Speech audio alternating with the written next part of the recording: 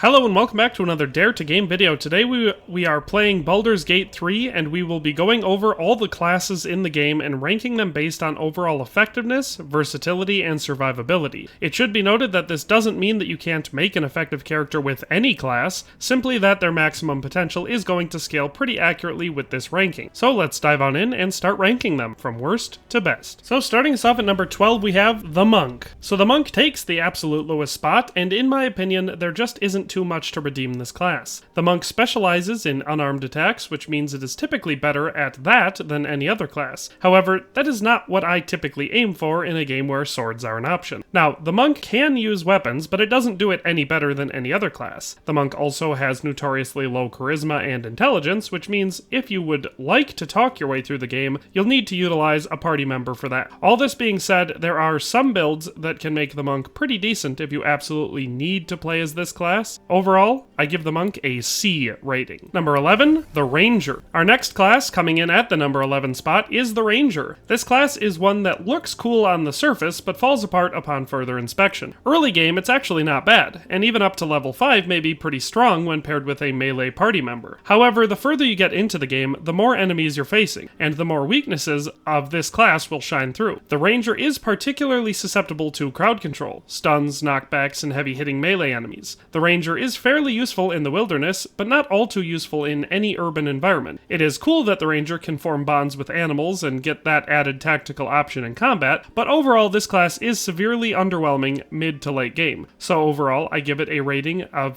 B-. Number 10, the Bard. So the Bard ranking at number 10 should not be much of a surprise, and this coming from someone who enjoys the Bard archetype in fantasy. They are fun to play with outside of combat, as they have skills that can make for entertaining solutions to most problems that arise. However, inside of combat, they are only somewhat effective as a support role. They have limited spellcasting ability, but nothing compared to the other classes that can excel in that case. The Bard is decent at inspiring allies and debuffing enemies, but the lack of defensive or offensive abilities make the party spot a lot better to give to someone more useful in a fight. The greatest strength of the Bard is Bardic Inspiration, which does give all allies a decent buff. However, overall, they are just too weak in combat to be a real consideration. Overall, I give this class a B rating. Number 9, the Druid. At number 9, the Druid is where we start getting into classes that I can recommend trying out. The Druid is a shape-shifting, nature-based spellcaster that has a very unique and fun playstyle. The most notable strength of the Druid class are their shape-shifting ability, which offers serious tactical advantages in combat if utilized effectively. Their nature magic, which gives them access to spells that control the environment, summon creatures, and heal allies. And their overall versatile playstyle, as a Druid can effectively fill multiple roles, including melee combatant, spellcaster, and a support or healing role. Their notable weaknesses are their limited armor proficiency, being limited to lighter, less effective armor, their complex spellcasting, having a wide variety of spells but not being straightforward or intuitive, and their shapeshifting limitations. Shapeshifting can be very effective in specific situations, but it will often not be practical. Overall, I give the Druid a B+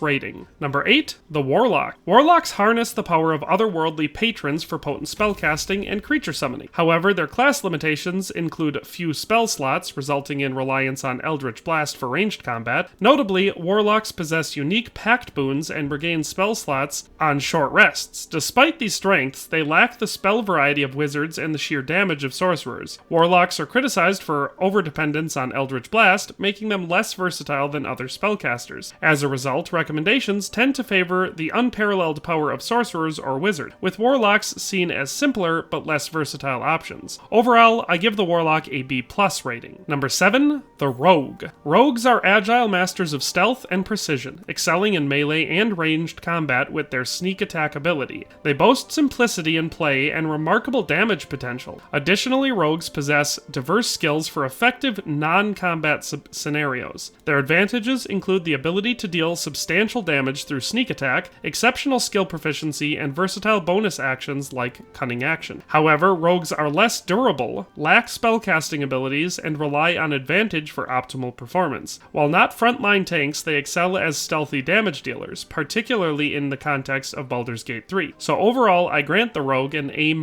rating. Number 6, the Cleric. At number 6 on our best Baldur's Gate 3 classes tier list, Clerics are divine spellcasters devoted to specific deities. They are versatile, excelling in various roles like healing, support, and damage damage dealing. Clerics are optimal for overall party support, lacking the massive damage output of certain classes. They offer a broad spectrum of spells, armor, and weapon proficiency, with unique domain abilities enhancing specialization. However, their offensive capabilities may be more limited depending on the deity, and oriented towards support rather than dominating the battlefield. Clerics are exceptional additions for bolstering a team in Baldur's Gate 3, though not designed to lead in damage dealing like higher tier classes. So the Cleric gains an A rating here. Number 5, the Wizard. Wizards stand out for their exceptional spellcasting versatility, boasting the game's largest spell list for adaptability in diverse situations, particularly excelling in area of effect spells, control, and utility spells. This class requires strategic planning, gradually revealing its full power beyond level 5. While spells like Fireball exemplify potent area damage, wizards rely on tactics like mage armor and positioning due to their cloth-wearing vulnerability, offering high damage potential but low hit point. The wizard's broad spell selection, efficient resource management through arcane recovery, and crowd control capabilities are noteworthy. However, limited armor proficiency and hit points, as well as the need for premeditated spell preparation, pose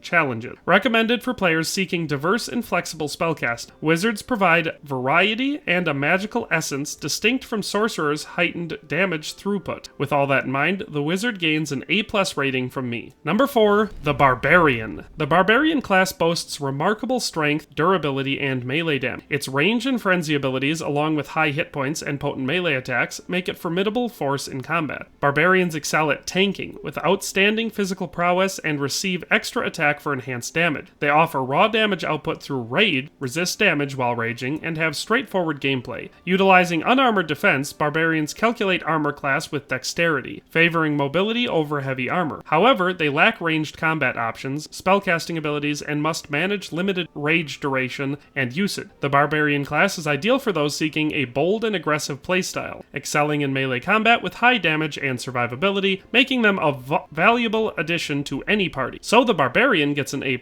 rating from me and earns the number 4 spot. Number 3, the Paladin. Paladins are formidable warriors with divine ties, granting potent spells and abilities for versatile gameplay. They excel in melee combat, wielding both offense and support through healing and smite abilities for burst damage. Extra attack and smite synergy make Paladins exceptional single-target damage dealers. They toggle divine smite for devastating attacks, exhibiting unique yet manageable gameplay. Paladins also provide healing, protection, and self-sustainability with lay-on hands and heavy armor for durability. However, their spellcasting selection is more limited, requiring strategic spell slot management for optimal smite damage. Adherence to a code or oath may restrict roleplaying, though the Oathbreaker subclass stands out. Paladins offer a powerful blend of warrior prowess and righteous defense, delivering high damage, survivability, and support skills, rendering them a valuable asset in any party. And the Paladin is our first class in the S tier, with an overall rating of S-.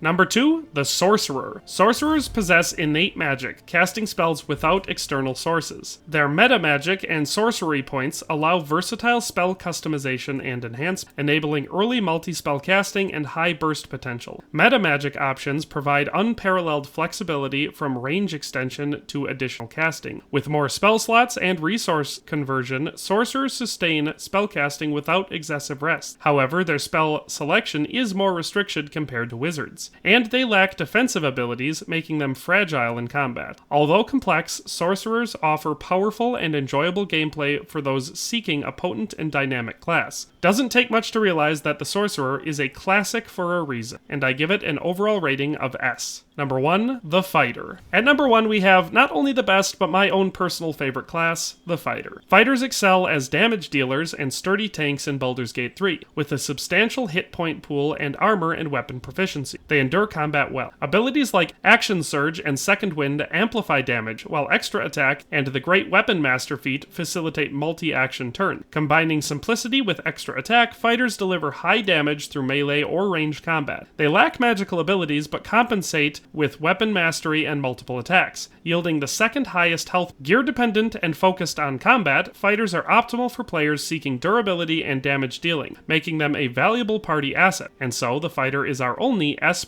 rated class in the game. In summary, Baldur's Gate 3 presents a range of distinct classes, each with its own gameplay, skills, and adventure potential. Whichever class you opt for promises an enjoyable and engaging experience, so why delay? Embark on your journey now. It's worth noting that this ranking considers factors like power, versatility, durability, and mobility, and personal preferences might influence class ranking, urging players to explore various options for the most fulfilling playstyle. But that's all for today. I hope you enjoyed this video, but in any case, we'll see you next time. Thanks for watching another Dare to Game video. If you liked this video, please leave a like and a comment. If you haven't already, be sure to subscribe to the channel.